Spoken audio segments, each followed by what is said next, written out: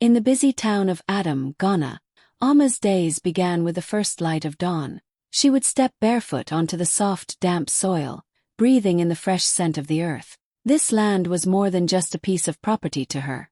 It was her father's gift, his final blessing before he passed away. He had always said, "Alma, as long as you have this land, you will never go hungry." Those words lived in her heart every single day. The plot stretched wide, rich with dark, fertile soil that could grow anything: maize, cassava, yams. Alma worked it with care, her hands rough from years of planting and harvesting, yet each crop felt like a miracle. Neighbors often admired how healthy her produce was, and Alma would smile, knowing it wasn't just skill, it was love. She treated the land like family. Life wasn't easy, but Alma was proud. The money she earned from selling her crops paid for her needs, and even helped neighbors when they were short. Every time she saw the green shoots push through the soil, she felt her father's spirit beside her. Sometimes in the evenings, she would sit under the big mango tree at the edge of the farm, watching the sun set over the fields. The land wasn't just her livelihood. It was her peace, her pride, and the one piece of her father she could still hold on to. She never imagined anyone could take that away. One rainy morning, Alma woke up feeling strange. Her body was heavy, her head pounded, and every step felt like her legs were made of stone. She thought it was just exhaustion from working too hard on the farm, but the fever rose quickly, and soon she could barely speak. A neighbor rushed her to the hospital in town. The doctor said it was serious and she needed to stay there. Days turned into weeks as Alma lay in the white, cold hospital bed, drifting in and out of sleep, fighting to get better. While Alma battled for her life, her older brother Kwame visited a few times. He would stand by her bed, looking at her with a strange mix of pity and impatience. She thought he was just worried about her health, but something else was brewing in his mind. Without telling her, Kwame met with a wealthy developer who had been eyeing Alma's land for months. They shook hands in a quiet office, signing papers that would change Alma's life forever. The price was good, very good, but instead of thinking of Alma, Kwame thought only of himself. The money went straight into his pocket. Back in the hospital, Alma had no idea what was happening. She dreamed of her farm, of planting again, of feeling the warm earth between her fingers. She kept telling herself she'd recover soon and return to her fields. By the time the doctors finally said she could go home, Alma was thinner, weaker, but hopeful. She imagined walking back to her land, smelling the fresh crops and hearing the birds sing in the mango tree. What she didn't know was that her land, her father's gift, her life's work, was already gone. And the person who had taken it wasn't a stranger. It was her own blood. Alma's heart raced as she walked the dusty road toward her farm. The sun was bright, and the smell of wet soil filled the air after the morning rain. She felt tired from the long walk, but the thought of seeing her land again gave her strength. She imagined rows of green plants swaying in the breeze, the mango tree standing tall, and the quiet peace she had missed so much. But when she turned the corner, her smile froze. The sound of roaring engines hit her ears first. Then she saw them, huge yellow bulldozers tearing through the earth. The neat rows of crops she had planted months ago were gone, replaced by piles of dirt. Men in hard hats shouted orders while trucks rumbled in and out. It felt like the ground under her feet had disappeared. Alma stumbled forward, waving her hands. "Stop! This is my land," she cried, her voice shaking. Some of the workers glanced at her, then quickly looked away. One of them muttered, "Talk to the boss. We're just doing our job." Confused and panicking, she turned to her neighbors. They stood at the edge of the road, watching quietly. Finally, an old woman stepped forward, her eyes full of sadness. "Alma, your brother Kwame, he sold the land while you were in the hospital." The words hit Alma like a slap. No, he wouldn't." But the woman nodded. "We saw him sign the papers. The buyer paid him. It's done." Alma felt her knees weaken. She remembered the days Kwame came to the hospital, standing by her bed. She had trusted him completely, never imagining he could do something like this. Her chest tightened as anger and heartbreak mixed inside her. She looked back at the bulldozers chewing through her father's soil and realized that the place she had poured her sweat and love into was no longer hers. It wasn't just the land that was stolen, it was her father's legacy, her pride, her security. And the thief wasn't a stranger. It was the brother she had once believed would protect her. Amma didn't even wait for the morning sun to fully rise. Her anger was burning too hot. She marched down the road toward Kwame's house, her slippers kicking up dust with every furious step. Her hands shook, not from weakness this time but from rage. She didn't bother knocking. She pushed the door open so hard it banged against the wall. Kwame was sitting at the table, eating breakfast like it was just another peaceful day. He looked up, startled, then frowned. "Amma, what's wrong with you? What's wrong with me?" Her voice trembled, but it was sharp enough to cut. "You sold my land. While I was lying in a hospital bed fighting for my life, you sold the only thing our father left me." Kwame sighed and set his spoon down, as if she were just being dramatic. "Amma, calm down. You were too sick to take care of it. I did what I had to do. You had to betray me. You had to steal from your own sister." She shot back, tears already stinging her eyes. Kwame leaned back in his chair, his face cold. "Look, that land was just sitting there. A developer offered good money. I used it for the family's good. You wouldn't have been able to manage it anymore. For the family's good." Amma's voice cracked. "You mean for your good? You pocketed the money, Kwame. Do you think I don't know? The neighbors saw everything." He stood up, towering over her. "Don't come into my house accusing me. You should be grateful I made sure it went to someone who could actually use it." Amma's chest rose and fell with deep, uneven breaths. She realized then that he wasn't sorry. Not even a little. He didn't see what he'd done as wrong, and that hurt more than losing the land itself. She turned toward the door, her voice low but full of steel. "One day, Kwame, you'll regret this." Then she walked out, not looking back, her mind already turning toward what she would do next. Because this betrayal would not be the last chapter of her story. It was a quiet afternoon when Amma heard the knock on her door. She opened it to find a young boy from the neighborhood, holding a shiny white envelope. "It's from your brother," he said before running off. Amma closed the door and sat down at her small wooden table. She turned the envelope in her hands. It was thick, expensive, with gold edges and her name written in bold, flowing letters. Slowly, she slid her finger under the flap and pulled out the card inside. Her eyes froze on the words. "Kwame and Abina, you are invited to celebrate our wedding." For a moment Amma just stared at it. The same brother who had stolen her land, sold her father's gift, and crushed her trust, now wanted her to smile at his big day. She could almost hear his smug voice saying, "Come, Amma. Let's pretend nothing happened." Her blood boiled. At first, she thought of tearing the invitation to shreds. Then she imagined throwing it in the fire. But as she sat there, the anger in her chest began to twist into something sharper. A plan. She would go. She would walk into that wedding looking strong, not broken. But she wouldn't go to clap for him. No. She would go with the truth in her hands and the perfect moment in her mind. Amma placed the invitation back on the table, her fingers tapping against the smooth paper.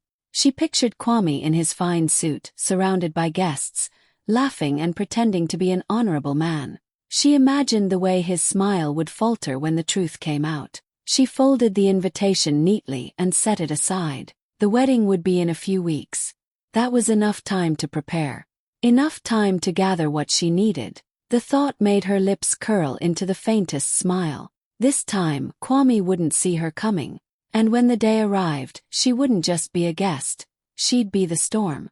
Amma didn't waste a single day. The morning after she received the invitation, she wrapped a scarf around her head, put on her old sandals, and set out to find the man who had bought her land. She had heard whispers in the market about him, a wealthy developer who drove a silver SUV and wore gold rings on all his fingers.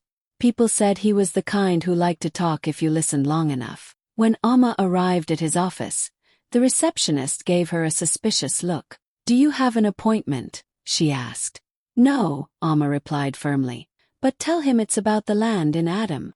A few minutes later, she was sitting across from the man himself. He leaned back in his leather chair, curious. "Ah, you must be Kwame's sister," he said, a small smile playing on his lips.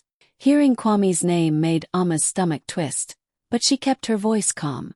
Yes, I just want to understand the sale. The man chuckled and opened a folder on his desk. It was simple. Your brother said the land belonged to him, that you had no claim because you were too sick to manage it. He even signed an affidavit saying you gave him permission. Ama's eyes widened. That's a lie, she said, her voice trembling. He shrugged. Not my business to question. But I do have the paperwork and the payment receipts. Even photographs from the day he signed. Ama's heart pounded. Proof. This was more than she had hoped for. She leaned forward, her voice low. Can I have copies? The man studied her for a moment, then smirked. For a small fee, why not? By the time Ama left, she had a thick envelope tucked under her arm. Inside were copies of the signed documents, photos of Kwame shaking hands with him, and bank statements showing the payment. Walking home, Ama felt a strange mix of sadness and satisfaction. Sadness because seeing Kwame's betrayal in black and white made it more real than ever. Satisfaction because now she held the truth, solid, undeniable truth. She glanced up at the sky, the late afternoon sun glowing red. In her mind, she could already hear the wedding music, see the decorated hall, and imagine the silence that would fall when her moment came. The storm was almost ready. The wedding day dawned bright and warm, the kind of day people called perfect for celebration. In the center of town, the grand hall was dressed in gold and white, flowers spilling from every corner. Expensive cars lined the street outside, their shiny bodies reflecting the sunlight. Inside, waiters in crisp uniforms weaved between round tables, carrying trays of drinks and sweet-smelling dishes. Kwame stood near the stage in a sharp cream suit, his smile wide, his laughter loud. Guests gathered around him, clapping him on the back, praising the couple, snapping photos. He soaked it all in, the attention, the admiration, the feeling of being untouchable. To him, this was his day, and nothing could ruin it. But outside, walking slowly toward the hall, Ama adjusted the simple yet elegant dress she had borrowed from a friend. It was deep blue, the color of calm seas, and it flowed gently with each step she took. Around her shoulders was a light shawl, and in her hand, a small leather folder, worn on the edges, but holding power far greater than its size.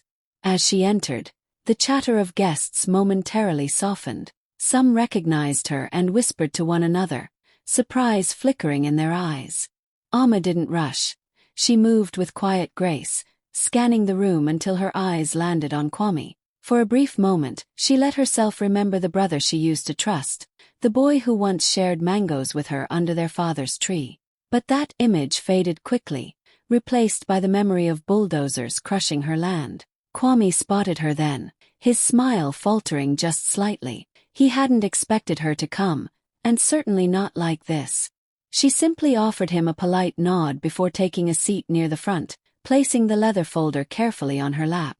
The music played, the bride arrived, vows were exchanged, and the hall filled with applause.